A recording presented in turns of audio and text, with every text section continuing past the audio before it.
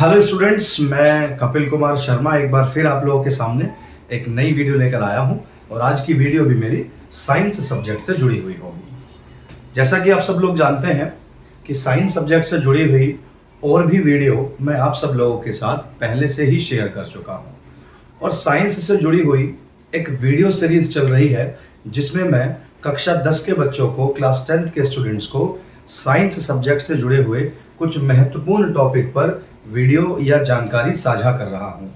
उम्मीद है जो बच्चे मेरी वीडियो देख रहे हैं उन्होंने उन वीडियो से, उन डेटा से बहुत फ़ायदा उठाया होगा और आगे भी वो मेरी वीडियो को देखकर और फ़ायदा उठा सकते हैं। तो आज की जो मेरी वीडियो होगी वो ऑर्गेनिक कंपाउंड से जुड़ी हुई होगी।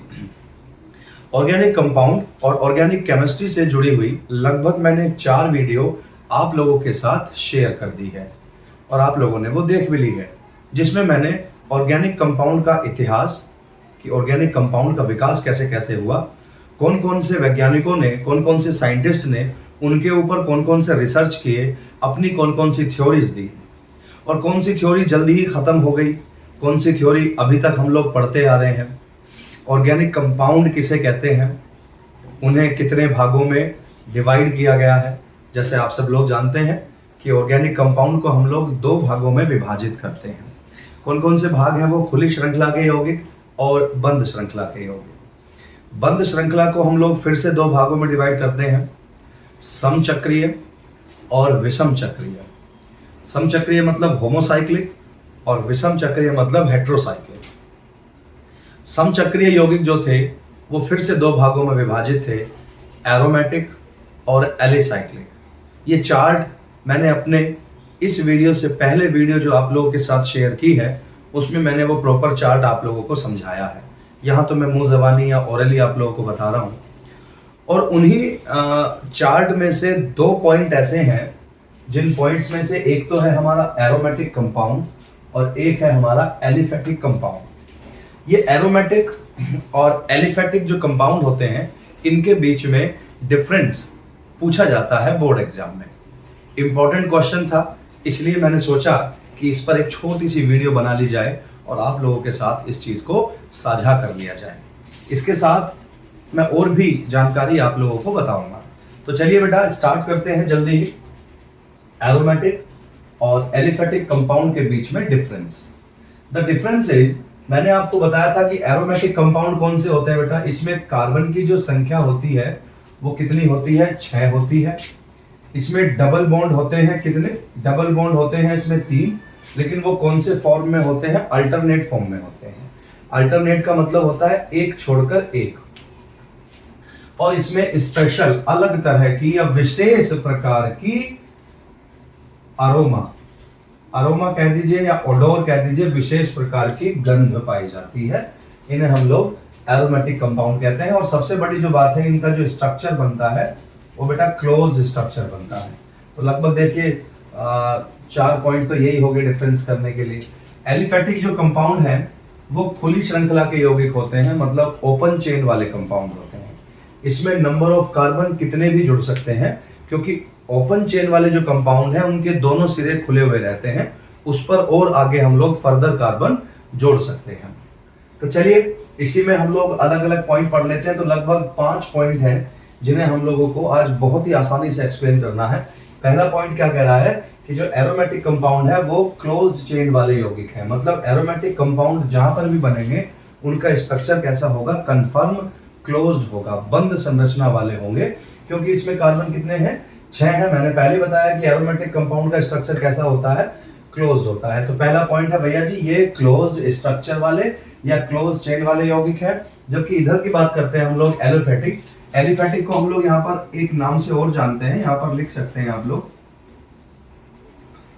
ओपन चेन कंपाउंड, है ना? Open chain compound. इन्हें एक नाम और देते हैं, इन्हें हम लोग एसाइक्लिक भी कहते हैं, एसाइक्लिक कंपाउंड। एसाइक्लिक कंपाउंड भी इन्हें हम लोग कहते हैं। डिफरेंस तो किसी में भी आ सकता है।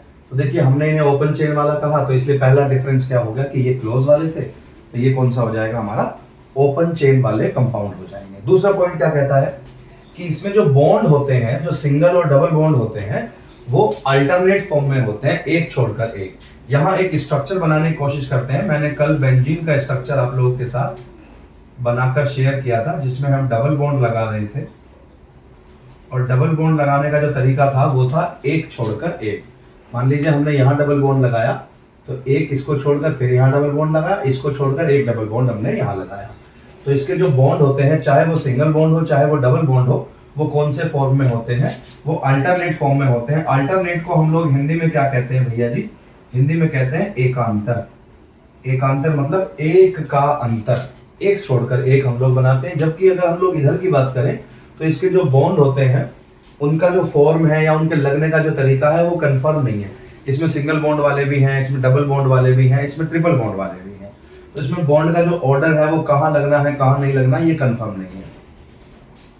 ये जो है थर्ड जो इसका पॉइंट है एरोमेटिक कंपाउंड का, कि ये लेस रिएक्टिव होते हैं। लेस रिएक्टिव का मतलब है कि ये किसी दूसरे कंपाउंड के साथ आसानी से रिएक्शन नहीं करते, है ना, क्योंकि ये स्थायी कंपाउंड है। स्थायी मतलब स्टेबल है, इसलिए हम लोग इन्हें क्या कहते हैं? लेस रिएक्टिव है। लेस रिएक्टिव, कम क्रियाशील। रिएक्टिव मतलब क्रियाशील। जबकि हम लोग अगले पॉइंट की बात करते हैं, ये है हमारा मोर रिएक्टिव। ये अधिक क्रियाशील होते हैं, दूसरे कंपाउंड के साथ बहुत जल्दी क्रिया कर लेते हैं। इसका तो मुख्य कारण ये भी है क्योंकि ये खुली श्रृंखला के ओपन चेन वाले कंपाउंड है, कि मैंने बताया था कि इनके दोनों सिरे खुले हुए रहते हैं। इसमें हम लोग कार्बन भी जोड़ सकते हैं और अन्य कंपाउंड जैसे nitrogen, sulphur, oxygen, chlorine, bromine, iodine और भी बहुत सारे जो एलिमेंट हैं वो जुड़ सकते हैं। इसलिए हम लोग कहते हैं कि ये मोर रिएक्टिव है, राइट। अगला पॉइंट कहता है बेटा सल्फोनेशन। इसे हम लोग सल्फोनीकरण कहते हैं। सल्फोनेशन को हिंदी में बोलते हैं सल्फोनीकरण। सल्फोनीकरण और नाइट्रेशन, सल्फोनीकरण और नाइट्रेशन ये दो तरह की रिएक्शन है, ये रिएक्शन के नाम है। तो जो एरोमेटिक कंपाउंड है उसमें ये देखने के लिए ज्यादातर मिलते हैं। सल्फोनेशन में क्या होता है कि हम एरोमेटिक कंपाउंड की रिएक्शन किसके साथ करके दिखाते हैं? H2SO4 के साथ करके दिखाते हैं, मतलब सल्फ्यूरिक एसिड के साथ करके दिखाते हैं। जबकि नाइट्रेशन में हम लोग क्या करते हैं? HNO3। HNO3 का क्या मतलब होता है? नाइट्रिक एसिड के साथ इसकी रिएक्शन करके दिखाते हैं। इसे कहते हैं हम लोग नाइट्रेशन, इसे कहते हैं हम लोग सल्फोनेशन। तो ज्यादातर एरोमेटिक कंपाउंड में ये वाली रिएक्शन देखने के लिए मिल जाती है। जबकि अगर हम इधर की बात करें तो जो ओपन चेन वाले कंपाउंड है उनमें H2SO4 और HNO3 से जो रिएक्शन है वो कम देखने के लिए मिलती है। यहाँ देखने के लिए मिलेगी जरूर कि किसी भी हम लोग ओपन चेन वाले कंपाउंड की रिएक्शन करा सकते हैं H2SO4 से, लेकिन बहुत कम देखने के लिए मिलती है, यहाँ ज्यादा देखने के लिए मिलती है। लास्ट का जो पॉइंट है, पांचवा पॉइंट जो है, जो हम लोग एरोमेटिक में पढ़ रहे हैं, एरोमा का मतलब मैंने अभी थोड़ी देर पहले बताया था क्या है। एरोमा का मतलब है विशेष प्रकार की सुगंध या गंध बोल सकते हैं। तो जो एरोमेटिक कंपाउंड है इसमें एक विशेष प्रकार की स्मेल होती है, गंध पाई जाती है, महक पाई जाती है, पहचान हो जाती है कि हाँ भाई ये एरोमेटिक कंपाउंड है। जबकि हम लोग ओपन चेन वाले कंपाउंड की बात करें, एलिफेटिक की बात करें, देखिए मैंने इससे पहले वाली वीडियो में ये भी बताया था कि हम इन ओपन चेन वाले कंपाउंड को एलिफेटिक कंपाउंड क्यों कहते हैं। एलिफेटिक इसलिए कहते हैं क्योंकि ये वसा से, फैट से प्राप्त होते हैं, चर्बी से प्राप्त होते हैं। एलिफर का मतलब है वसा या फैट, सो जो एरोमेटिक कंपाउंड है उनमें स्पेशल तरह की विशेष प्रकार की गंध पाई जाती है। जबकि ओपन चेन वाले जो कंपाउंड है उसमें किसी भी प्रकार की कोई खास विशेष जो गंध है, जो महक है, वो नहीं पाई जाती। तो हम लोग इन्हें कहते हैं ओपन चेन वाले कंपाउंड। तो लगभग 5 पॉइंट अगर आप लोग लिख सकते हैं पेपर में, तो मैं आशा करता हूं कि आपको लगभग पूरे नंबर मिलेंगे। देखिए मेरे द्वारा यहाँ थोड़ा शॉर्ट लिखा गया है, लेकिन आप जब इसका दोनों के बीच में अंतर लिखने की कोशिश करेंगे तो इन पॉइंट को प्रॉपर लिखने की कोशिश करेंगे, जैसा कि मैंने आपको समझाया। वीडियो को आप लोग बैक पे ले जा सकते हैं कि मैं कौन से वाले पॉइंट के बारे में क्या बता रहा हूं। पर अगर नहीं भी समझ में आता है तो एक बार आप आसानी से कमेंट सेक्शन में जाकर मुझसे पूछ सकते हैं कि भाई भैया इसका मीनिंग क्या है। तो मैं अपनी अगली वीडियो में उसको शेयर जरूर कर दूंगा। एक बार आप इसे नोट कर लीजिए।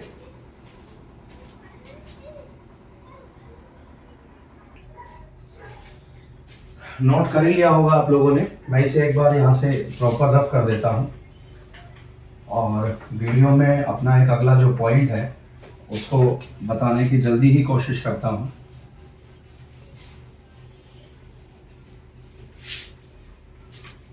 अगला जो पॉइंट है बेटा दैट इज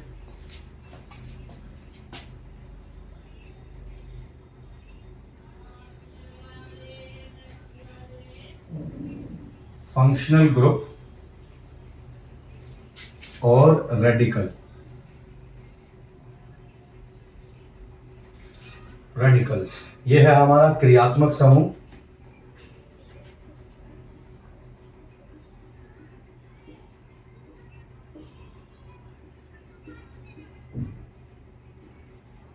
क्रियात्मक समूह। और रेडिकल जो है हमारा वो क्या है,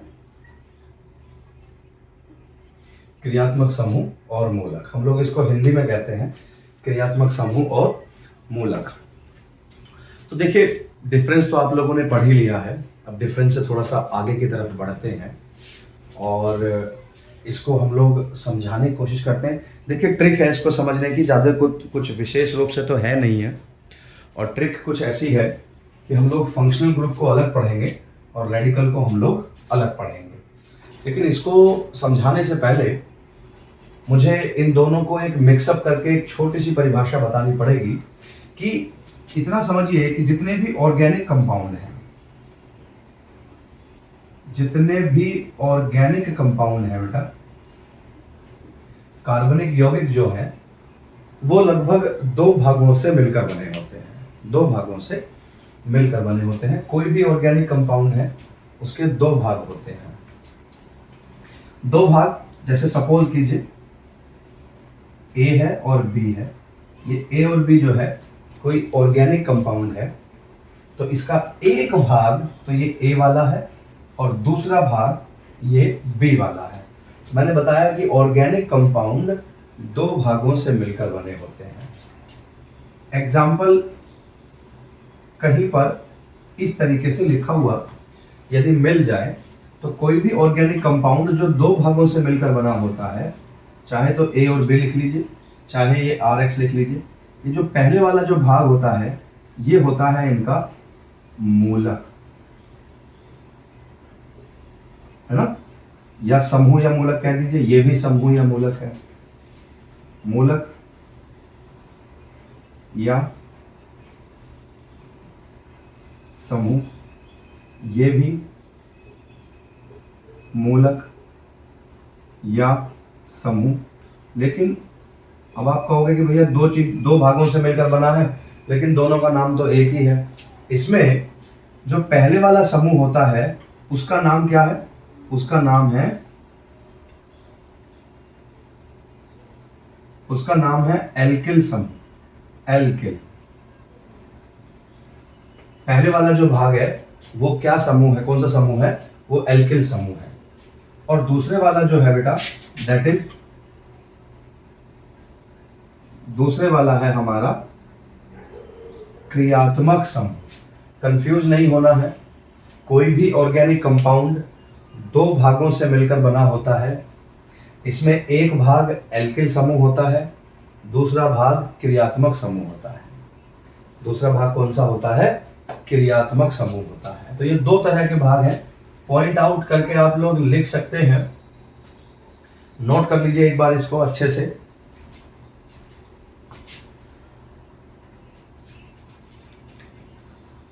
तो दो भागों से मिलकर बना हुआ है, एक तो है आपका एल्किल मूलक या एल्किल समूह और एक है आपका क्रियात्मक समूह। एग्जाम्पल के तौर पर आप यहां पर देख सकते हैं, एक एग्जाम्पल देता हूं बेटा मैं, CH3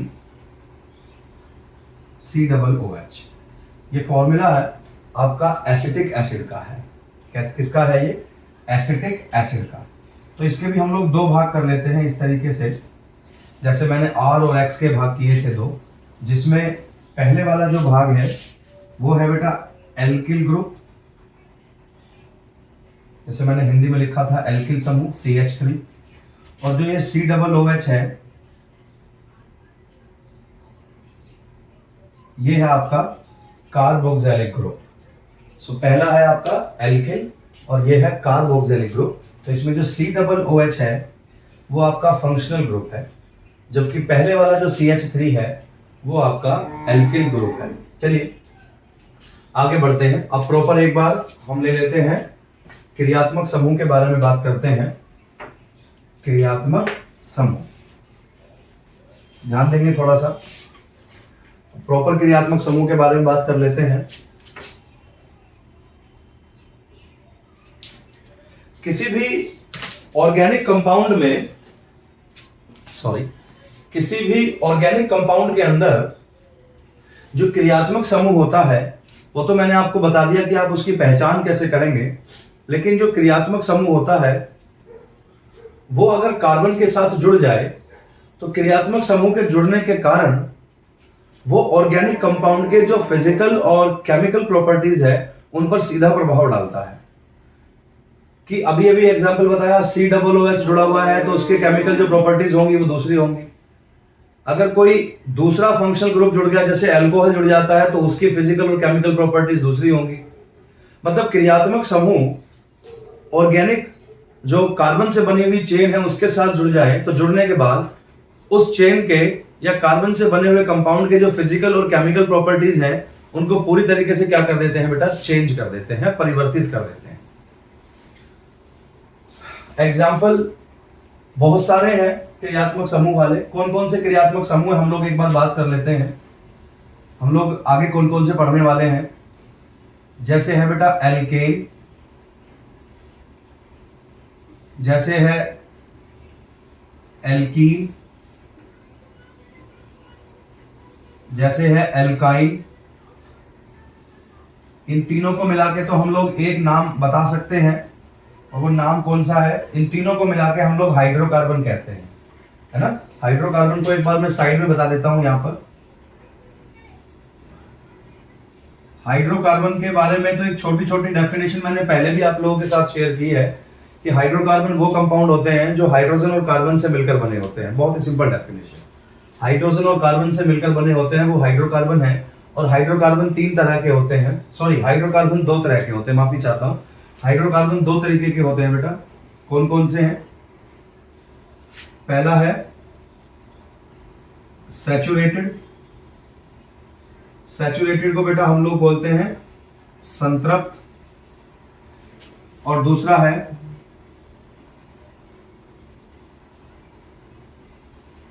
अनसैचुरेटेड,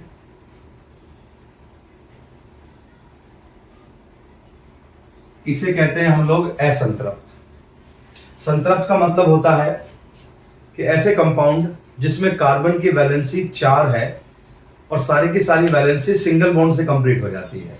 मतलब कार्बन की जो वैलेंसी है वो सिंगल बॉन्ड से पूरी हो रही है, तो वो सैचुरेटेड कहलाते हैं। और इसमें हम लोग किसको पढ़ते हैं? इसमें हम लोग पढ़ते हैं एल्केन को। एल्केन ग्रुप जो आएगा वो सैचुरेटेड ग्रुप में आएगा। लेकिन अनसैचुरेटेड की बात करते हैं कि ऐसे कंपाउंड जहां पर कार्बन की वैलेंसी सिंगल बॉन्ड से कंप्लीट नहीं होती, हमें उसकी वैलेंसी को पूरा करने के लिए डबल बॉन्ड और ट्रिपल बॉन्ड का उपयोग करना पड़ता है। तो हम लोग उन्हें क्या कहते हैं? असंतृप्त या अनसैचुरेटेड हाइड्रोकार्बन कहते हैं। इसमें हम लोग दो तरह के एग्जाम्पल पढ़ते हैं। कौन कौन से हैं? एल्कीन है और एक है बेटा एल्काइन। सो जो एल्काइन है वो डबल बॉन्ड वाले होते हैं, और जो एल्काइन है वो कौन से वाले बॉन्ड वाले होते हैं? ट्रिपल बॉन्ड वाले होते हैं। सो alkene single bond, alkene double bond, और एल्काइन कौन से बॉन्ड वाले होते हैं?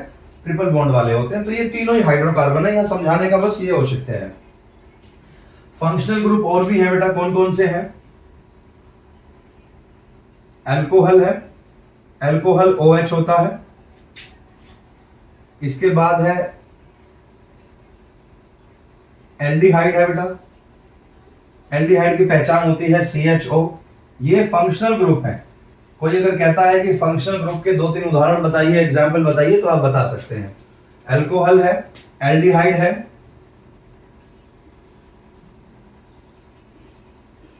कार्बोक्सिलिक एसिड है, इसकी पहचान होती है बेटा COOH से।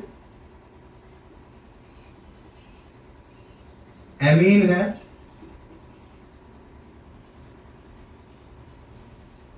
नाइट्रो है,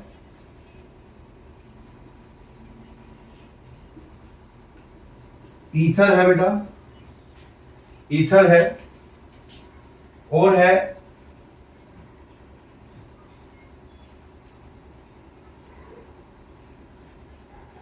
एक है बेटा एल्किल हैलाइड।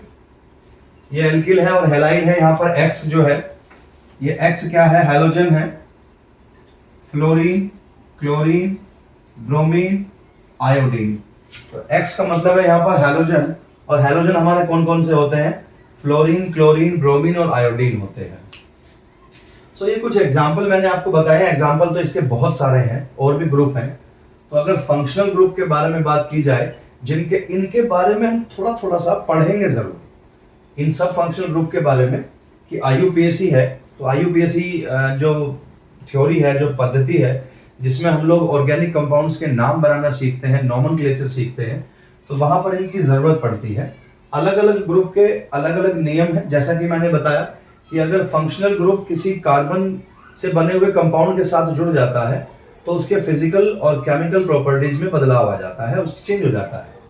तो ये फंक्शनल ग्रुप है बेटा, जिसमें एल्केन, एल्कीन, एल्काइन, ये हाइड्रोकार्बन है। तीनों हाइड्रोकार्बन क्या होते हैं वो मैंने बताया। और फंक्शनल ग्रुप के और भी उदाहरण हैं, इनको आप नोट कर सकते हैं। एस्टर भी है, एसिड क्लोराइड है, और बहुत सारे एग्जाम्पल हैं, नोट कर लीजिए आप इसको।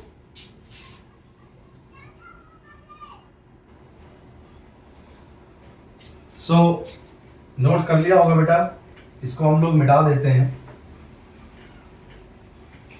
वीडियो बड़ी इंटरेस्टिंग, आगे भी एक दो टॉपिक है इस वीडियो में, जो अगर आप उसे समझेंगे तो मुझे लगता है कि आप लोगों के लिए वो फायदेमंद होगी और समझना भी बहुत आसान होगा।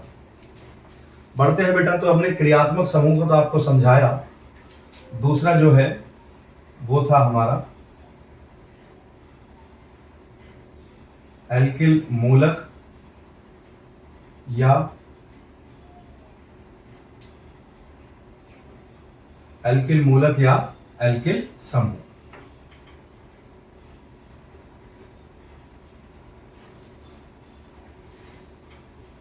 एल्किल मूलक या एल्किल समूह।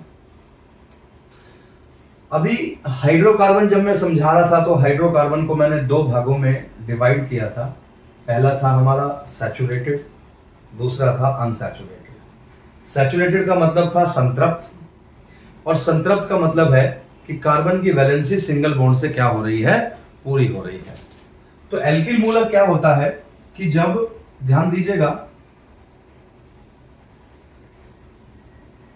सैचुरेटेड हाइड्रोकार्बन, सैचुरेटेड हाइड्रोकार्बन में से माइनस कर देंगे एक हाइड्रोजन, तो क्या बन जाएगा बेटा,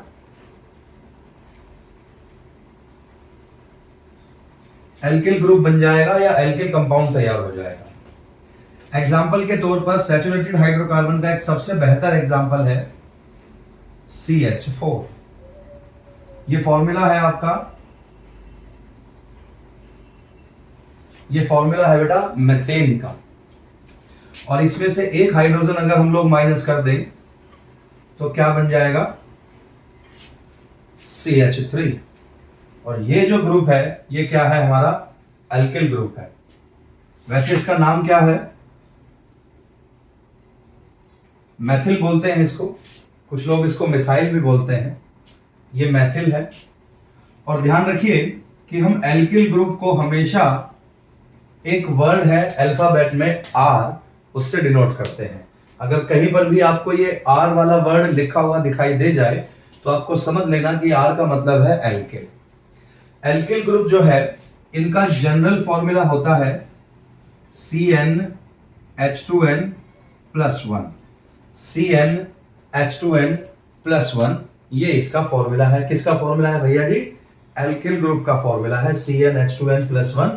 मतलब अगर कहीं पर R लिखा हुआ है तो ये है एल्किल, और R की जगह पे आप ये फॉर्मूला लिख सकते हैं, या इस फॉर्मूले की जगह पर ये रख सकते हैं CnH2n+1। यहां N क्या है, N बराबर है बेटा नंबर ऑफ कार्बन एटम।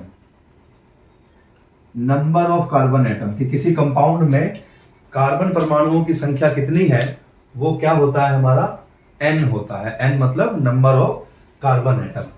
तो एल्किल मूलक जो है, मतलब बात हम लोग कर रहे थे क्रियात्मक समूह और मूलक की, और उसमें परिभाषा बताई थी कि कोई भी ऑर्गेनिक कंपाउंड है वो लगभग दो भागों से मिलकर बना होता है, और वो दोनों भाग एक क्रियात्मक समूह है, एक एल्किल समूह है। क्रियात्मक समूह के बारे में मैंने कुछ बताया और एल्किल समूह के बारे में थोड़ी सी जानकारी दी। देखिए, मैं आपको एक बार रिमाइंड करा दूं कि ये जो वीडियो में मैं बहुत शॉर्ट तरीके से हर हेडिंग को समझा रहा हूं, आप ऐसा ना समझें कि ये जल्दबाजी में समझाया जा रहा है। कारण उसका यह है कि बच्चों की बोर्ड परीक्षाएं नज़दीक आ रही हैं, और एक क्रैश कोर्स की तरह, वैसे तो सभी बच्चों ने अपने स्कूल में, अध्यापक स्कूल के बहुत अच्छे हैं, सभी विद्यालय में सभी अध्यापक बहुत अच्छे होते हैं, अपने अपनी तरफ से मेहनत करके बच्चों को खूब पढ़ाई कराते हैं, और टीचर कभी भी ऐसा नहीं सोचता है कि मेरा छात्र मेरे द्वारा पढ़ाई हुई चीज़ों को कभी ना समझे। तो विद्यालय में या किसी कोचिंग संस्थान में, किसी कोचिंग सेंटर में जितने भी अध्यापक मेहनत कर रहे हैं, वो सब आप लोगों की बोर्ड परीक्षाओं की तैयारी करा रहे हैं, या भविष्य में आप उनके द्वारा पढ़ाए हुए चीज़ों को सीख कर अच्छे नंबर प्राप्त करें। तो इसी दिशा में यदि मैं भी अपनी बात करूं, तो मैं भी अन्य छात्राओं को पढ़ाता हूं या छात्रों को पढ़ाता हूं, बाकी टीचर्स भी पढ़ाते हैं, और हम सब लोग मेहनत इसीलिए करते हैं कि आप लोगों के नंबर बहुत अच्छे आएँ। और जब आप अच्छे नंबर लेकर हमारे सामने आएंगे तो लगेगा कि एक छात्र ऐसा आया है कि हमने इसके साथ मेहनत की है, तो उसका फल हम लोगों को उस बच्चे ने वापस कर दिया है। तो आज की जो वीडियो है वो एक क्रैश कोर्स टाइप है, जल्दी जल्दी है। अभी जब ये क्रैश कोर्स हमारा ख़त्म हो जाएगा तो इन सभी टॉपिक पर मैं फिर से एक बहुत डीप जानकारी के साथ वीडियो दोबारा से रिकॉर्ड करूँगा। शुरुआत है आप लोगों के साथ रूबरू होने की, और इस शुरुआत को हम लोग ख़राब नहीं जाने देंगे, ऐसी मैं आशा करता हूँ आप सब लोगों से। चैनल को आप लोग सब्सक्राइब ज़रूर करें और अपने दोस्तों के साथ शेयर ज़रूर कर दें, क्योंकि बहुत से बच्चे हैं जिन्होंने चैनल सब्सक्राइब नहीं किया है, उनको जानकारी नहीं है। और आगे भी आप लोग अपने दोस्तों के साथ इसे शेयर करेंगे। कमेंट जरूर करेंगे कि वीडियो आपको कैसी लगी। कोई अगर परेशानी होती है तो उस परेशानी को आप कमेंट करके मुझे बताइए कि भैया इस टॉपिक को आप दोबारा समझा दीजिए। ये बात तो मैं हर वीडियो में बोलता हूँ, और कुछ बच्चे बहुत ही अच्छे हैं जो चैनल को सब्सक्राइब कर देते हैं साथ साथ, और जो बच्चे आज इस वीडियो को पहली बार देख रहे हैं वो भी इस चैनल को सब्सक्राइब ज़रूर कर दें। तो अगली वीडियो का इंतज़ार करते हैं। तब तक के लिए धन्यवाद, नमस्कार।